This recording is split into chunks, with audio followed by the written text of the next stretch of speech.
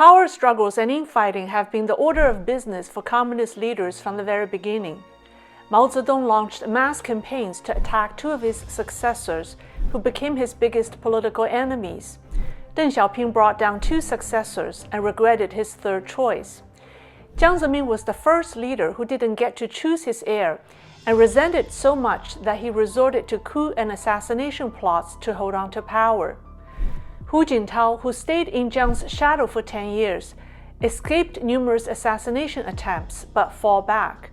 By the time Xi Jinping entered the stage, the Chinese Communist Party was already out of control. Hello, welcome to Lei's Real Talk. I'm Lei. This is the last video in the four-part series. In part 3, we talk about how Deng Xiaoping didn't trust Jiang Zemin and chose Hu Jintao to succeed Jiang. However, Jiang wanted to get rid of Hu and replace him with the number 2 guy in his faction, Zeng Qinghong. In addition, Jiang wanted to do what Deng Xiaoping did, control 2 generations of CCP leaders. While he was planning to replace Hu with Zheng, he was looking for a younger cadre who could succeed them. He set his eyes on Chen Liangyu, a loyalist from his home base, Shanghai. Chen was the mayor and party secretary of Shanghai.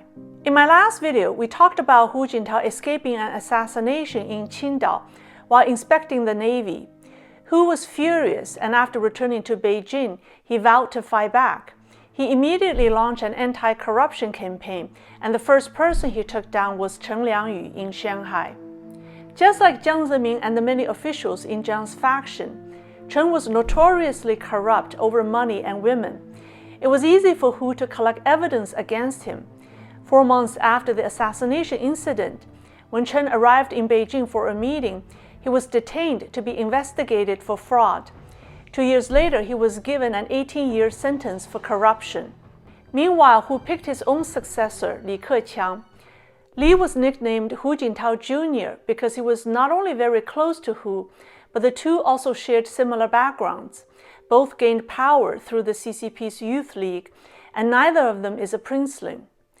But the Jiang faction had its own plan. After losing Chen Liangyu, Jiang tried to establish Bo Xilai, the then Minister of Commerce, to be Hu's successor. At the CCP's 17th Congress in 2007, the Hu faction and the Jiang faction, as well as other senior leaders, negotiated their choice of heir. It was difficult for them to agree on each other's candidates. Jiang Zemin's candidate, Bo Xilai, was showy, arrogant, and aggressive. He was disliked by many within the party. Hu's choice, Li Keqiang, was not a princeling himself and was a weak candidate. In the end, neither Bo Xilai nor Li Keqiang made the cut. The two factions reached a compromise and agreed on Xi Jinping. Unlike Bo Xilai, Xi was low-key, rule-following, and had a middle-of-the-road approach to things. When compared to Li Keqiang, Xi had both military and local government experience, and most importantly, he is a princeling. His father, Xi Zhongxun, was one of Mao's generals and an early reformist. Because he was against opening fire on the students during the Tiananmen student movement, he was sidelined by Deng Xiaoping. The senior Xi was very close to Hu Jintao's mentor, Hu Yaobang, the man who was once Deng Xiaoping's heir but got reprimanded later for being too liberal. Because of Xi Jinping's father, Hu Jintao considered Xi one of his allies and accepted him as his successor. Ironically, the Jiang faction also saw Xi as being on their side. Xi had been the party secretary in Zhejiang and Shanghai, which were the Jiang faction's home bases. Besides, Xi Jinping was recommended to Jiang Zemin by Zeng Qinghong. Despite the animosity between the two now and the ongoing life and death struggle, back then, Xi got Zeng's high recommendation to be the heir. According to a Japanese newspaper, on the eve of the 17th Communist Party Congress in 2007, the CCP held a closed-door vote among over 400 senior party leaders to select the next generation leadership.